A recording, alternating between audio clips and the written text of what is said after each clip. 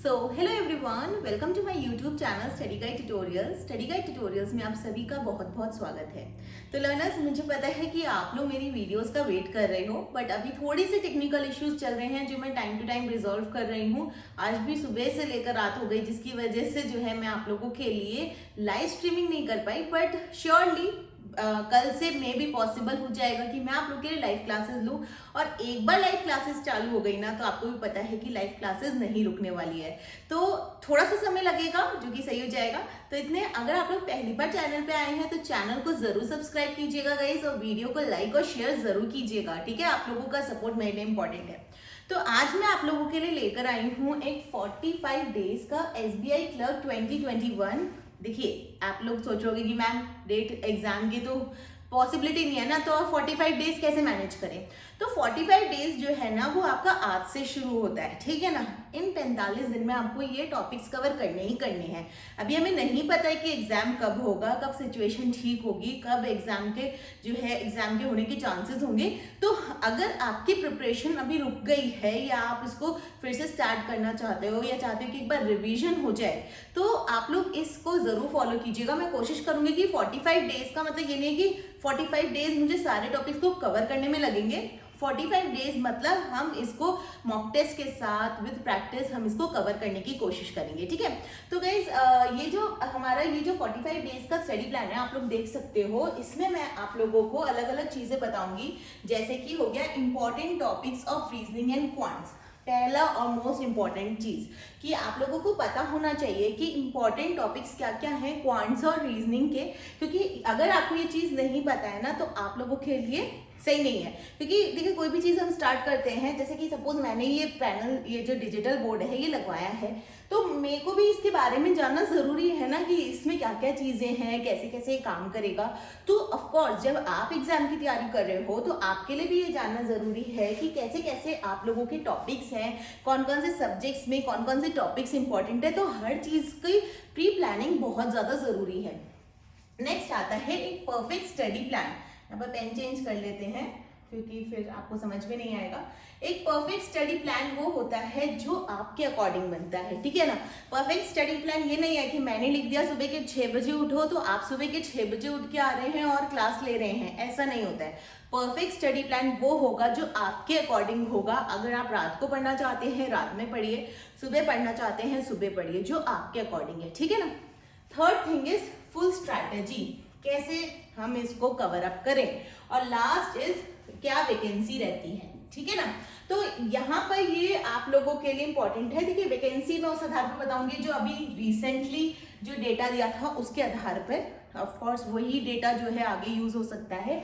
तो ये एक परफेक्ट स्ट्रैटेजी बेस्ड मैंने यहाँ पर एक पूरा आप लोगों के लिए बनाया है। उम्मीद करती हूँ कि आप लोग जो है इसको काफी अच्छे से देखेंगे, अच्छे से क्लियर करेंगे। अभी देखिए गाइस, बहुत मेहनत से वीडियो बना रही हूँ। आप लोग भी देख रहे होंगे कि मैंने कोई यहाँ पर फैन ऑन नहीं कर रखा है, क्योंकि वॉइस इश्यू हो जाएगा।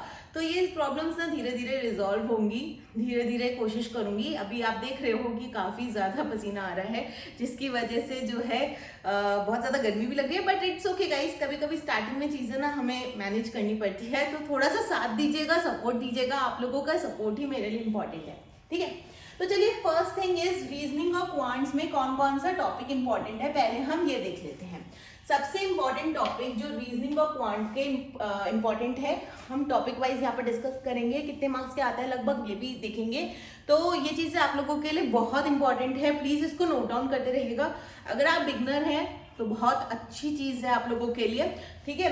तो पहला जो टॉपिक आता है वो है आपका इनइक्वालिटी। ये तो ऐसा है ना कि अगर ये टॉपिक आ गया तो 5 मार्क्स तो क्लियर है। 5 मार्क्स मैंने अपने मॉक टेस्ट में अधिकतर ये टॉपिक करवाया है, मतलब मेरे मॉक टेस्ट के पहले के 5 क्वेश्चंस यही होते थे। तो ये टॉपिक इंपॉर्टेंट है। अब इसमें क्या होता है, थोड़ा सा ना घुमा दिया जाता है, बस वो हम प्रैक्टिस करते रहेंगे। कुछ रूल्स मैं आपको ऐसे बताऊंगी जिसकी वजह से आप लोग जो है उन रूल्स को फॉलो करके इसको without pen and paper solve कर लोगे। सिर्फ देखोगे, अच्छा ये ऐसे ऐसे करके सॉल्व कर लोगे, ऐसे ऐसे मतलब ये रूल अप्लाई होगा, ये फर्स्ट रूल, ये सेकंड रूल, और इजीली ये अप्लाई हो जाएगा, ठीक है ना। तो ये टॉपिक आप लोगों के लिए बहुत बहुत बहुत ज्यादा इंपॉर्टेंट है। उसके बाद जो नेक्स्ट टॉपिक आता है वो है सिलॉक्स, ठीक है ना।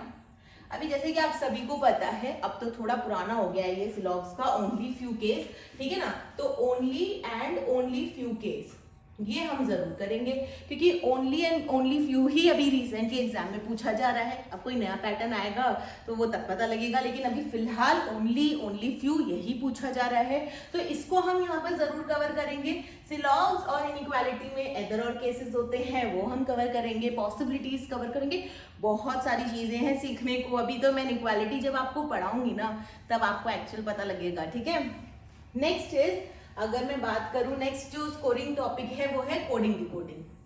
अब ये डिपेंड करता है लेवल ऑफ एग्जाम। जैसे कि अगर पीओ लेवल आता है तो आपकी कोडिंग थोड़ी सी हायर लेवल हो जाती है, ठीक है ना। और अगर क्लर्क लेवल आता है तो सिंपल जो हमारी कंपेयर करने वाली कोडिंग होती है ना, वैसे हम कर लेंगे, ठीक है ना। तो ये भी लगभग 3 से 5 मार्क्स की आती है। उसके अलावा अगर आप ये अल्फान्यूमेरिक सीरीज, हाँ एसबीआई क्लर्क में अधिकतर पूछा जाने वाला सवाल है ये। अल्फान्यूमेरिक सीरीज में सिर्फ एक चीज इंपॉर्टेंट है, लेफ्ट राइट, ठीक है ना। मतलब सेम डायरेक्शन, अपोजिट डायरेक्शन, सब मैं आप लोगों को वीडियोस में धीरे धीरे कवर करवाती रहूंगी, आप लोगों को दिक्कत नहीं होगी।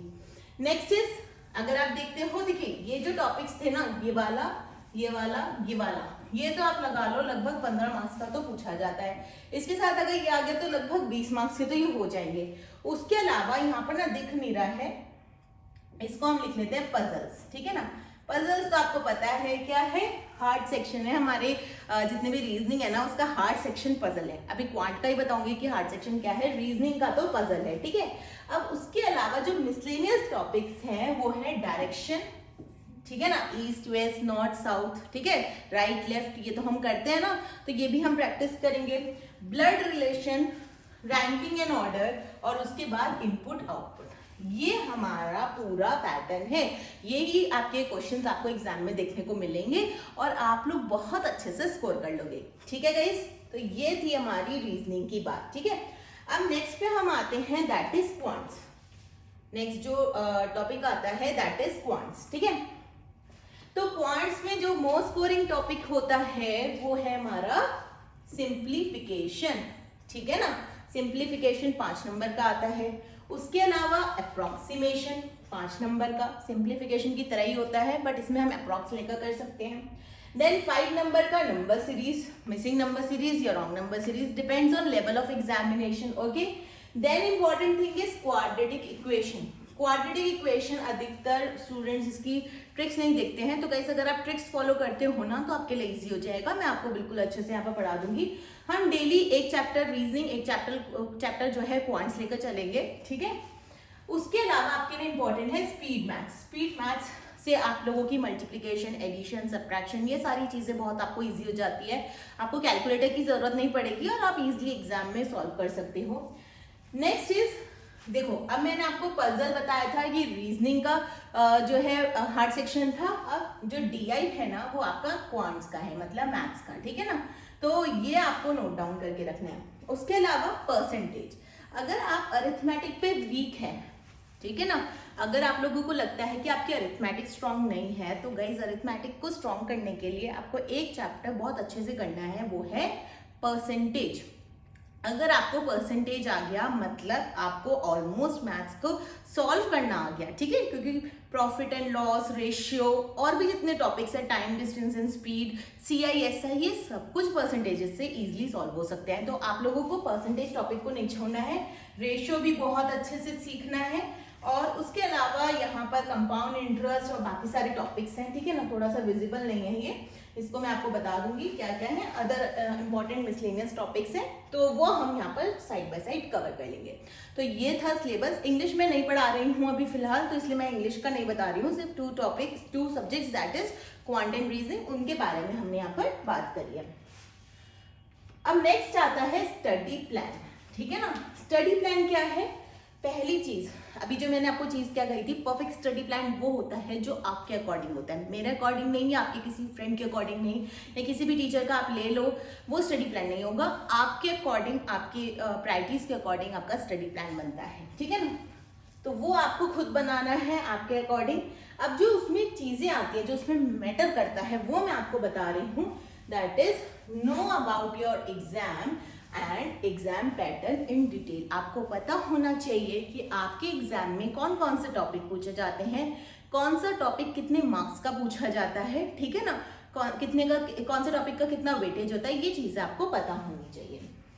Next is decide where to study from. कहाँ से पढ़ना है ये भी तो जरूरी है। अब ये थोड़ी है कि भाई चलो बुक से पढ़ लेते हैं, ऐसे ही पढ़ लेते हैं, 2-4 क्वेश्चन सॉल्व कर लिए, नहीं, या फिर 10 एजुकेटर्स को फॉलो कर लिया, 10 टीचर्स को, नहीं। आपको ये डिसाइड करना है मैथ्स के लिए कौन सा एजुकेटर है, रीजनिंग के लिए, क्वांट्स के लिए, ठीक है ना, इंग्लिश के लिए, हर चीज के लिए आपको डिसाइड करना है कि कौन से एजुकेटर्स आपको फॉलो करने हैं, कौन सी बुक्स आपको फॉलो करनी है। नोट्स बनाना बहुत ज्यादा जरूरी है हर सब्जेक्ट का, ठीक है। Regularly study. अब सोचो कि आज मैं वीडियो बना रही हूँ, 10 दिन बाद एक बना दूंगी, 20 दिन बाद एक बना दूंगी, फायदा क्या हुआ? कोई फायदा नहीं होगा ना। फायदा तब होगा जब हम रेगुलर रहेंगे, ठीक है ना। प्रॉपर स्टडी प्लान बनाना है ताकि आप उसको स्ट्रिक्टली फॉलो कर सकें। हर एक टॉपिक को कवर करना है पूरी ट्रिक्स के साथ और मॉक टेस्ट जरूर देना है, ठीक है ना। तो ये था हमारा study plan. Next is exam pattern. ये SBI क्लर्क 2021 के अकॉर्डिंग मैं आपको बता रही हूँ।